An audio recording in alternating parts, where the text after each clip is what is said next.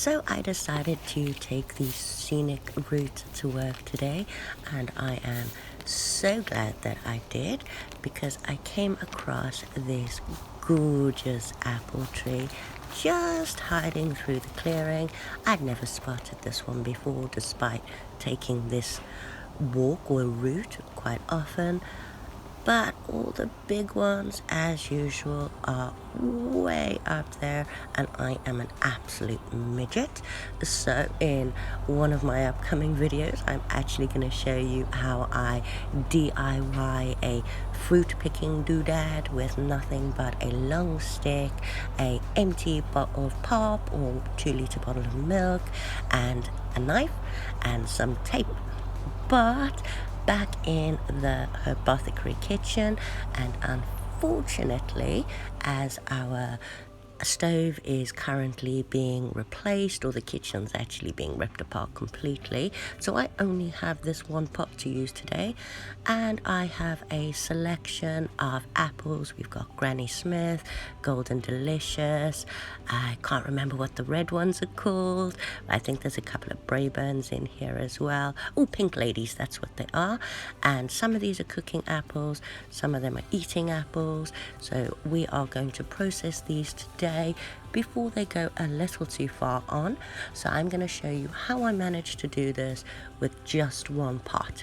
So in my pot I've got about 2-3 cups of water, enough to cover the apples, and I'm also going to add about 30 ml of lemon juice, as this stops them going brown while we're going, well, it limits the browning while we're processing, cutting, peeling, getting them all ready. Now we are going to be preserving these in a light syrup today, so I'm going to be peeling them, and I will keep those peels as these are organic, and I will keep the cores. I've got my little corer and chopper ready, but we will turn the scraps later on into apple scrap vinegar, just adding some sugar and some water, and then covering it with some cheesecloth and allowing that to ferment and become apple vinegar, not apple cider vinegar. We will use these either just for fruit cocktail or for apple pie filling. So these chunks that my handy dandy corer and slicer cuts them into are just absolutely perfect, and because some of the apples are bigger than others, some of them will cook down quicker, so you'll get a little bit of chunk in with your apple pie. So I'm just gonna get on with cutting or peeling and coring and cutting all of these apples. Now I'll be making extra syrup today because we also got a couple of punnets of nectarines reduced, and the ones that are on the counter, the kids will eat straight away, but these ones will probably have gone soft by the time they get round to these ones.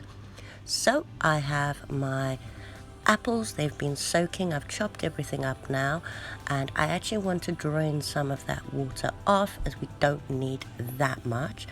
So I'm going to drain off all except for just enough to cover those apples when we're cooking them down, and I will then measure out how much it takes to just cover them.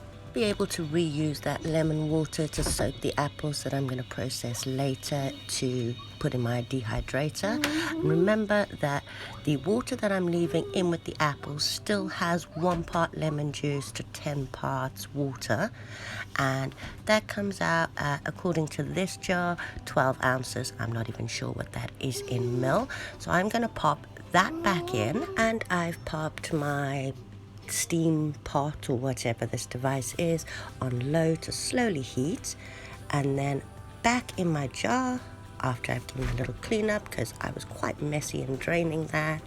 So I've got my big jar again now, and to this I'm going to add, because I'm making a light syrup because some of those apples are quite sweet. If it was just cooking apples I'd make a stronger syrup, but for a light syrup I do 1 part sugar to 6 parts of water.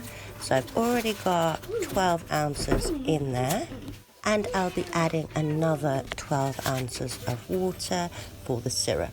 So in my big jar I'm adding 3 ounces of brown sugar, so that works out 1 part sugar to 6 parts water. So I've got 3 ounces of brown sugar, and to that I'm going to add another 12 ounces of boiling water and give that a good stir in until all that sugar is dissolved. If this was only going to be used for apple pie filling, I might add my nutmeg, my cinnamon, my ginger at this point, but as they may not be, I'm going to omit them and then add them at the cooking process if they do indeed end up going into an apple pie. I'm then going to add that to the apples that are in my pot, and I'm going to bring it to a boil. It's all nicely dissolved now, so add that to that in the pot, give that a good stir in, make sure it's nice and mixed, and then I'm going to bring it to a boil, and I'm going to allow it to boil for 30 seconds, no longer than that. I don't want the apples to cook down too much, but I do want the syrup to boil. Now, normally my jars would be sitting in a separate pot getting warm, as you don't want to put hot liquid into a cold jar as it will crack. As I said, I've only got 1 pot today, so instead I have my jars and rims in a sink with boiling water from the kettle, so they're getting warm. And now over to our apples in syrup. So I'm going to take them off the heat completely, as I want them to stop the heating process, and my heater would still keep them warm for a little while, or my cooker would still keep them warm for a little while. So I am just going to pop them on a tea towel over there because the pot is still hot and I don't want it to burn the counters. And now I'm going to pour out my apples, and I'm going to jar them separately, and then I'll top them up with the syrup afterwards. So I have my nice hot clean jars and my pot or my canning funnel. Absolutely love this thing. It is an absolute must.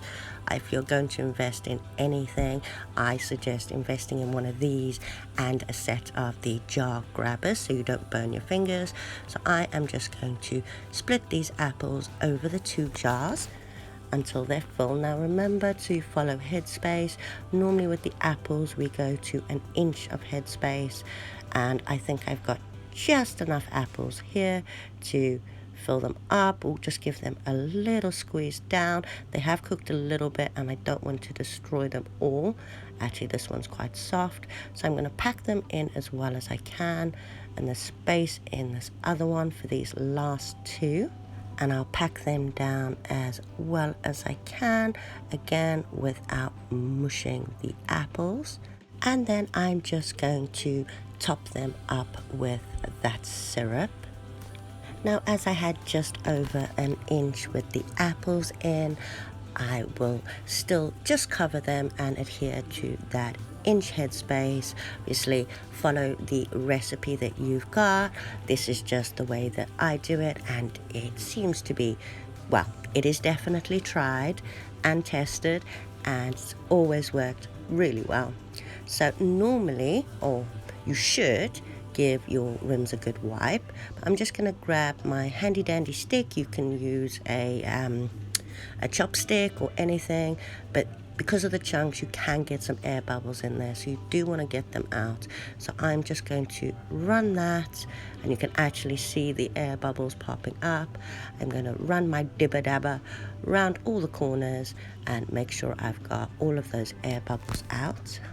Now that I've pushed them down and I've got all the air bubbles out, I do have a little bit of extra space, so I am going to top them up with syrup.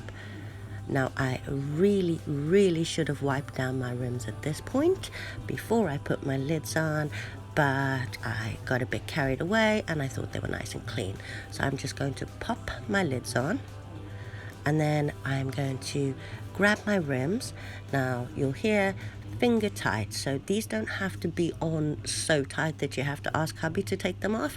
Just tighten them as much as you can with your fingers, and then as I won't be processing these till after I've done those nectarines, I've popped them and that excess syrup back in the sink with the boiling water. Now, I have tried blanching apricots before to remove the skins. However, I don't find it works as well with nectarines as it does with a tomato or a peach. So I'm just going to grab out my peeler and I'm going to give them a good peel. Now, these ones don't really like coming away from the pip. I don't really do nectarines that often as they're not really a favorite in our house, and we can't really often get them. We normally get an apricot where the pip, or free pip apricot, where the pip just pops out nicely. These aren't exactly the same, so I am just going to roughly cut them away from the pip in slices. These are probably going to go in a pie as well, so they don't have to look too pretty. As you see, I do try and cut around the edge and see if I can get the pip out. You know, you never know, or pit, but it never really works, or it doesn't seem to work with nectarines anyway. So I'm just going to give them a rough chop and pop them straight in my jar. Remember that syrup is still staying boiling in the sink. I have topped up the boiling water a couple of times now just to make sure it stays nice and warm. But note that pit is actually come out in two. So I will, no, it's not going to come out. So I'm just going to cut out those inside bits as they are quite crunchy and crispy, not very tasty. And I'll just cut these into chunks, I guess. So after cutting away from that pit and removing any soft bits, I have just under a full jar of nectarine chunks, and I don't par cook them as now I add that boiling hot syrup to the top, and I find that and the canning process helps them cook just enough and stops them going soft. So again, I'm just going to dip around and get rid of any air bubbles in there, top up with syrup when needed. Now I am going to give this jar a good wipe, or the rim of this jar a good wipe, as I did spill some of that syrup and we don't want to inhibit that seal. So again, pop the lid on, finger tighten the rim, and then into my pan of hot water. Now it is hot, but it isn't completely boiling yet. I'm going to add a cloth at the bottom of this, as if the jars touch the bottom, air bubbles can form underneath, they can rattle and they can crack. So I am just going to pop my jars in here. As I said, the jars are still warm, especially from the syrup and being kept warm in the sink. So I'll just pop them in, and then I am going to top that up with boiling water to at least an inch above those rims. Now please do check your time that you need to can for. We are at sea level here, so I do 30 minutes and I don't really have to add any extra time on there. But again, do not set your timer until that water has started boiling. So mine's been boiling away for actually a little bit over 30 minutes as I got distracted, and I am going to take them out and pop them, or some of them floated to the top, and I'm just going to pop them on a towel, and I'm going to allow them to sit for 24 hours until they pop. Now it's only been an hour, but I'm pretty sure I just heard a little pop, so I'm going to check those out. Those two are still depressing, so they're not ready, but it looks like one of the apples has. That one is not depressing at all, so I'll leave the other two till tomorrow, and if they haven't sealed properly, then I'll just pop them in the fridge and we'll consume them within the week and make a pie probably.